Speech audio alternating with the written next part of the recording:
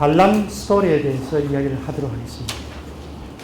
발람 이야기가 22장에서 24장에 이렇게 나와 있습니다. 이 발람 스토리를 가지고 설교하시는 분 제가 잘 못 봤는데, 저는 민수기 가운데에서 굉장히 충격을 받은 내용입니다. 근데 많이 설교 안 하는 이유가 이 발람이라는 이름 자체가 다른 데 가보면 또 많이 부정적으로 많이 드러나요. 또 이름이 동일한 사람인지 아닌지 그걸 알 수는 없지만 또 이스라엘 사람들을 유혹하는 그런 어떤 케이스가 있기 때문에 잘 이야기를 안 합니다만 한번 그 내용을 한번 보십시다. 구조로 이렇게 보면은 5페이지 밑에 발락이라는 모압왕이 있었는데 이 발람이라는 이 사람도 외국인입니다. 이스라엘을 좀 저주해달라 이렇게 요청을 하죠. 왜냐하면은 발람이 뭔가 복술사로서 뭐 그런 능력이 있다고 그렇게 인정을 했는지 발람에게 그렇게 요청을 합니다. 그래서 결국 이제 발람이 모압왕에게 가게 되고 가는데 실제로 저주하는 것이 아니고 오히려 이스라엘 백성을 축복하는 모습을 보여줍니다. 그래서 1, 2, 3, 4 하면서 이렇게 나가는 그런 모습을 볼 수 있습니다. 처음에 첫 장면은 여러분 스토리 잘 알고 계실 겁니다. 모압왕 발락이 이제 발람에게 오시오 하면서 초대장을 보냈죠. 그래서 뭐라고 얘기하냐면 처음에는 장로들 보냅니다. 할 때 잠깐 계시오. 여기 하룻밤 주무십시오. 하나님께 물어보겠습니다. 그래서 하나님께 물어봤잖아요. 하나님 가지 마라. 그렇게 얘기를 하십니다. 그런데 이 모압왕 발락이 포기를 하지 않아요. 다음에는 자기 신하를 보내가지고 엄청난 예물과 그 다음에 무엇이든지 당신이 원하는 대로 내가 아주 높이 그렇게 취하하겠소. 이런 식으로 하는 거. 백지 숙배까지 이렇게 건네주는 거예요. 그러니까 이 발람이 뭔가 마음이 더 동했던가 봐요. 벌써 하나님으로부터 답을 들었잖아요. 그런데도 불구하고 그 신하들한테 하룻밤 주무십시오. 하나님께 물어보겠습니다. 이렇게 이야기를 해요. 하나님께 물어봤죠. 하나님 뭐라고 대답하시냐면 뜻밖에도 발람 보고 가라. 이렇게 대답을 하시죠. 그러나 단서를 하나 붙여요. 내가 너에게 준 말만 전해라. 라는 단서를 하나 딱 붙이고 가라. 가도 좋다.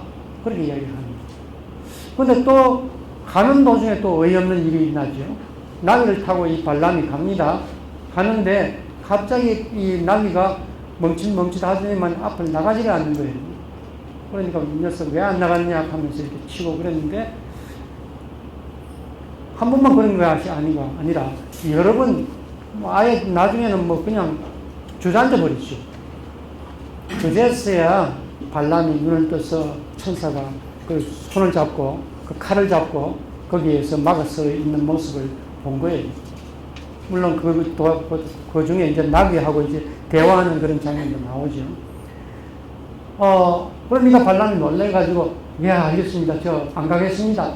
하는데 그 천사도 하는 이야기가 가도 좋다. 그러나 하나님이 주신 말씀만 전해라 하는 단서를 다시 한번 이야기하면서 경고를 하는 거예요. 그래서 이제 발람이 이제 모압왕 발락이 갔잖아요.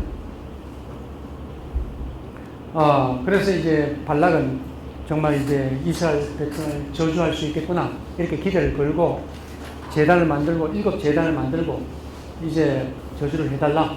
그렇게 이야기를 하니까 발람이 몇 걸음 더 나아가서 하나님께서 나에게 뭐라고 말씀하시는지 들어보겠습니다. 해서 하나님 말씀을 듣고 이제 내린 그 예언한 내용이 첫 번째 축복입니다. 페이지 7페이지에 거기 나오는 것이 이렇게 시작합니다. 하나님이 저주하지 않으신 자를 내가 어찌 저주하며 여호와께서 책망하지 않으신 자를 내가 어찌 책망하랴 하면서 쭉 내려가 보면 야곱의 티끌을 미능히 계산하면 이스라엘의 4분의 1을 미능히 계수하고 나는 의인의 죽음같이 죽기를 원하며 나의 종말이 그와 같기를 바라도다. 내가 죽어도 의인으로서 나는 죽을 것이다. 이 말은 하나님 말씀만 내가 전하겠다는 각오를 다지는 것이고 이스라엘의 숫자가 너무너무 많다는 것을 이야기를 하면서 하나님 말씀만 내가 전하겠노라 하면서 이야기를 하는 거예요. 내용이 뭡니까? 저주 아니잖아요. 오히려 이스라엘 백성이 많다, 축복을 받았다, 그 이야기를 지금 하고 있습니다. 그러니까 모압왕이 좀 화가 났겠죠. 그러면서도 포기를 안 하고 발람에게 또 요청을 합니다. 제단을 쌓고 발람에게 또 저주를 해달라. 그런데 이때에 발락이 발람에게 뭐라고 이야기를 하느냐 하면 두 번째에는요, 여호와께서 무슨 말씀을 하시더냐고 물었습니다. 무슨 일이 일어났습니까? 이제까지 모압왕 발락은 여호와에 대해서 관심이 없었어요. 그런데 발람이 저주를 하라고 그러면은 은근보화를 주겠다고 이렇게 이야기를 하는데도 불구하고 저주 안 하고 오히려 축복을 하는 이 대담한 모습을 이렇게 보니까 도대체 이 발람이 섬기는 신이 누구냐 하면서 관심을 가지게 됩니다. 이때 발람은 오히려 더 대담해졌습니다. 이제는 모압왕 발락에게 명령을 합니다.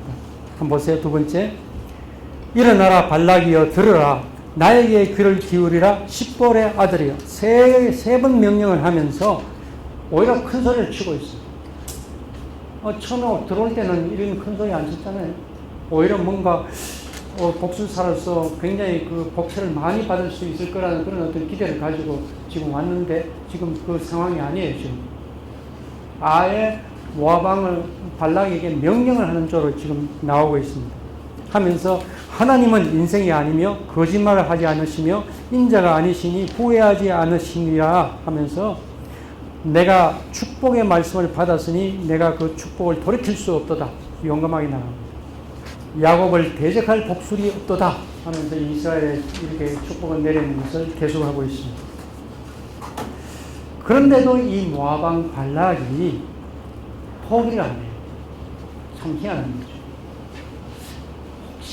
혹시나 이 발람이 저주를 좀 해줄 수 있을까 이렇게 기대를 하면서 발락이 뭐라고 이야기를 하느냐면은 그렇게 명령적으로 말하는 것을 들었으면서도 발락이 이제는 공손한 어조로 간청을 합니다.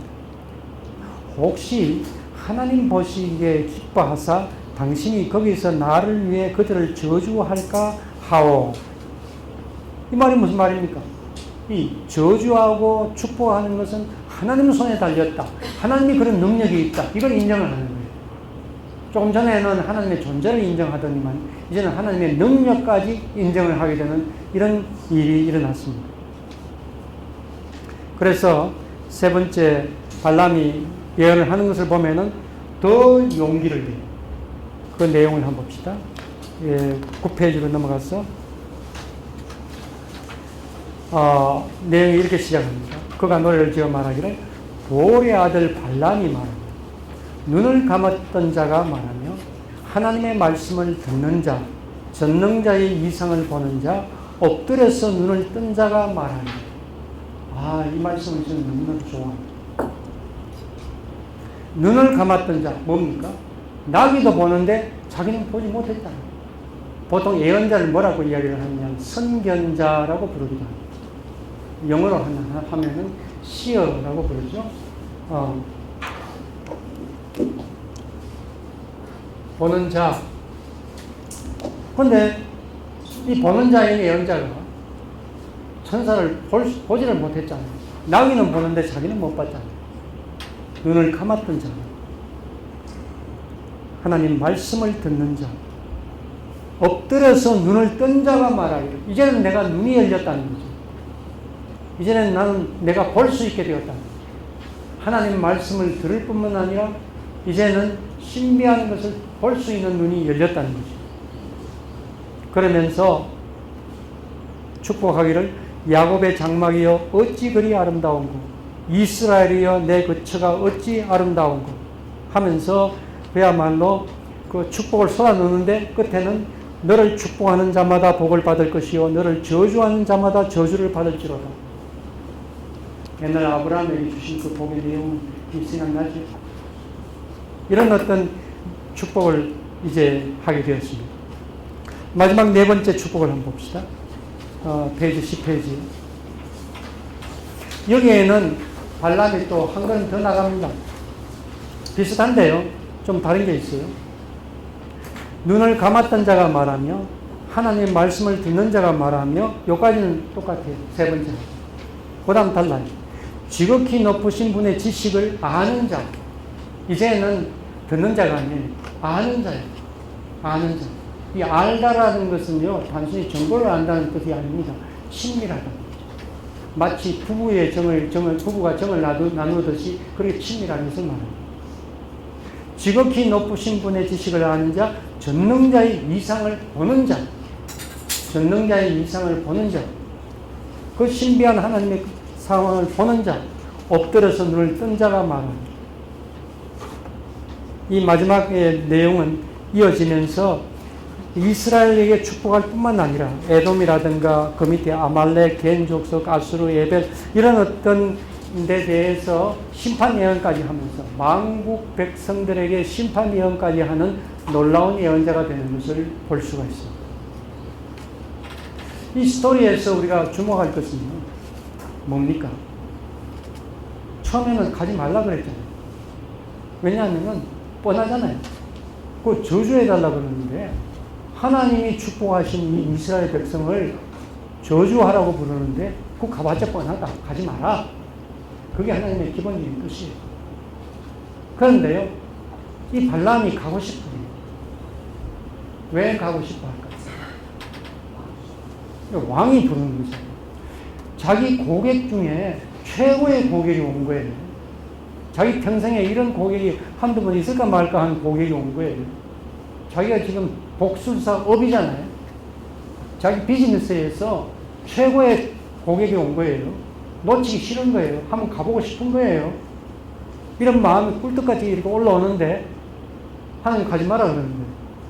그래도 그 이튿날 또 하나님한테 저 하면 안 될까요? 뭐 이런 식으로 이야기를 하는 그 발람을 보고 하나님이 가라 하셨다는 사실. 이게 뭘 말합니까? 오늘날 우리가 이 세상에서 하고 싶은 일이 참 많아요. 그러나 어떤 면에서 하나님 보실 때는 너 그거 가면 안 돼. 가지 마. 라고 말할 그런 어떤 것들이 상당히 많아요. 그런데도 불구하고 우리는 가고 싶어요. 어쨌든 가고 싶어요. 그럴 때 하나님이 굳이 억지로 막지 않으신다는 것이죠. 다만 하나님께서는 내 말만 전해라 한 단서를 붙인다. 그렇게 좀 힘들고 어렵고 위험한 그런 것이지만은 이렇게 살아라고 가이드를 하나님께서 해 주신 거예요. 지금 발람은 그 가이드를 잘 지켰어요. 하나님 말씀만 전하라 하는 것을 잘 지켰어요. 그런데 우리는 그렇게 잘 지켰냐 하면 잘 지키지 않은 경우가 참 많아요. 그래서 실패하고 유혹에 넘어가고 넘어지고 하는 일들이 많이 있다는 그런 이야기.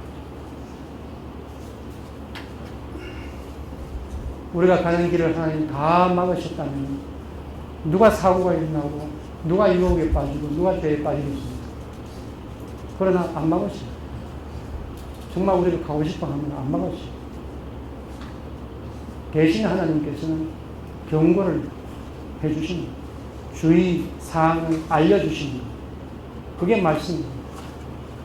그런데 우리는 잊어버릴 때가 많아가지고 자빠지고 넘어지고 하는 경우가 너무 많아요. 그 뒤에 메시지라고 제가 이렇게 해놨는 그 부분이요. 이 바로 제가 이거 해석서 주석을 쓰는 스타일입니다. 해석을 해놓고 맨 끝에 메시지를 몇 개 한 서너 개 이렇게 저 나름대로 그 중요하다 싶은 것을 껴서 이렇게 이런 스타일로 좀 씁니다. 다 여기에 있지를 않고 좀 요약해가지고 좀 써놨지만은 몇 가지 한번 봅시다. 예를 들면은 여호와의 말씀만 전한 발람, 하나님의 가이드, 하나님의 경고, 하나님의 주의사항 철저히 지켰다. 그러니까 눈을 감았던 자가 엎드려서 눈을 뜨는 자가 되었어요. 시온찮은 예언자가 이제는 아주 힘차게 아주 크게 능력을 행사하는 그러한 예언자가 되어 성숙을 한 거예요.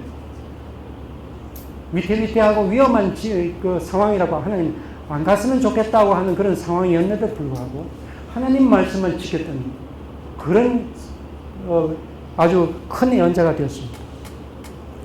또 하나 모아방 발락의 태도가 달라졌어요.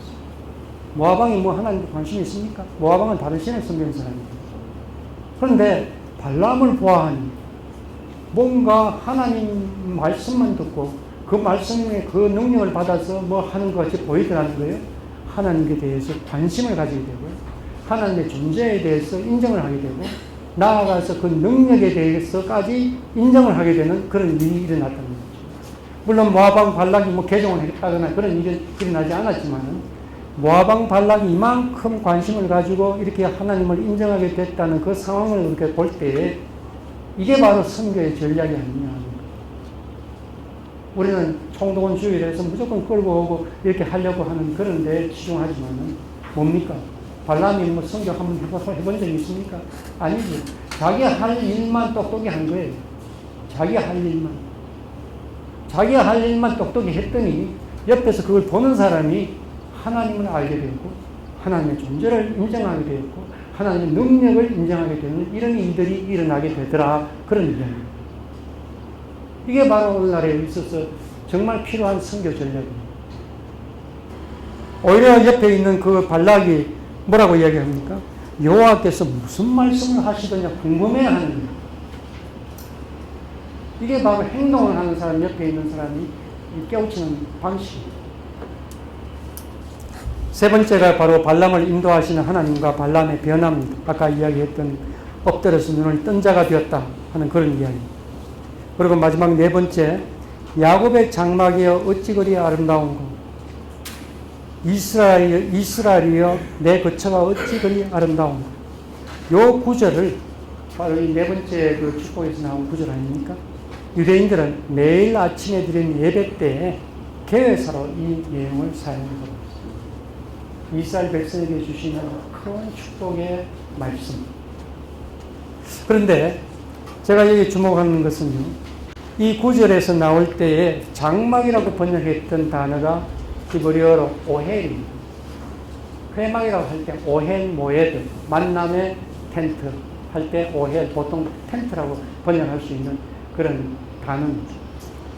그런데 그 밑에 이스라엘이여 내 거처가 어찌 그리 아름다운 할 때 거처는 뭘 번역을 했느냐면 히브리어로 미시칸을 번역했어요. 샤칸이라는 단어가 거주하다는 단어인데 미시칸해서 거주하는 곳, 거처 이런 명사가 됩니다.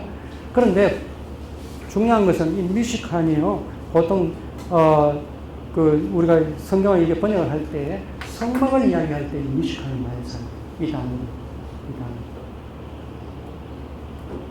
그냥 미시칸 하면은 성막 이렇게 번역하는 데가 상당히 많아요. 그래서 우리가 보통 살아가는 오헬, 주택, 우리 가정주택, 하나님께서 계시는 성전, 이 두 단어를 공통으로 같이 사용하더라고요.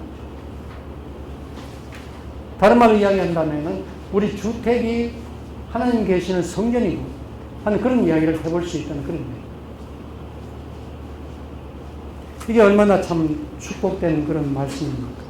우리가 사는 곳이 하나님께서 계시는 곳이고 이렇게 고백을 합니다.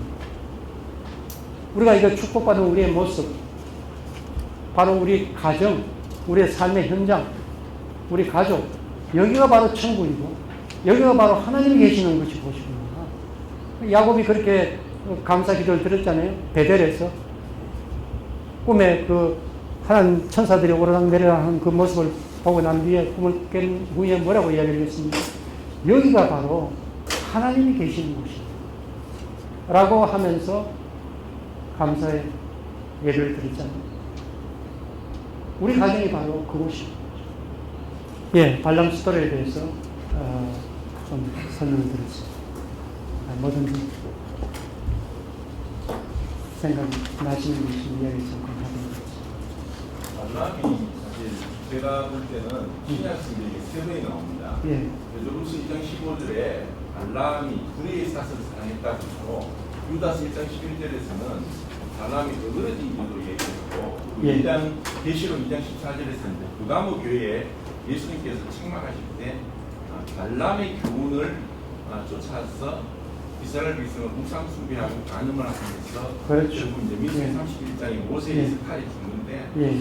제가 볼 때 이 발람의 말은 뭐 4번의 그 메시지를 통해서 분명하게 이스라엘을 축복했고 또 하나님께서 주신 메시지였다고 볼 수 있지만 그의 삶은 분명히 이제 부정직했기 때문에 이것이 이제 부가모 교회에 대한 예수님의 책망을 볼 때 오늘날 은행일치되지 않는 그런 목회자들의 그 말은 분명하지만 그 삶이 잘못된 것이라고도 이렇게 해석을 해서 어떤 설교 메시지로 제가 쓴 적이 있는데 이렇게 할 때 교수님께서는 이제 이 발람의 어떤 메시지에 대한 더 좋은 그 방향으로 이렇게 말씀을 하셨는데 저는 좀 부정적으로 이렇게 상반되는 것 같아서 예, 맞습니다. 바로 그 구절들 때문에 이 발람 스토리를 때문에 이야기를 하는 겁니다. 그런데 우선 한번 생각해 볼 것은 그게 동일 인물이냐 하는 걸 한번 질문해 볼 필요가 있어요. 왜냐하면 김철수 같으면은 얼마나 많습니까?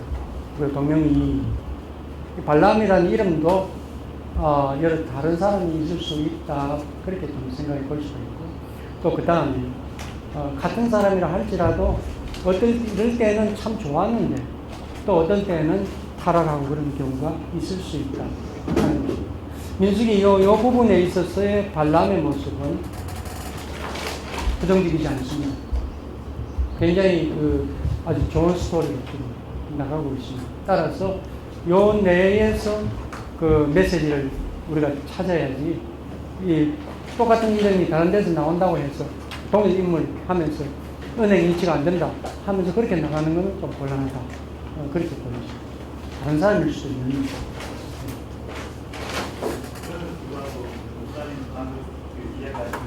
예.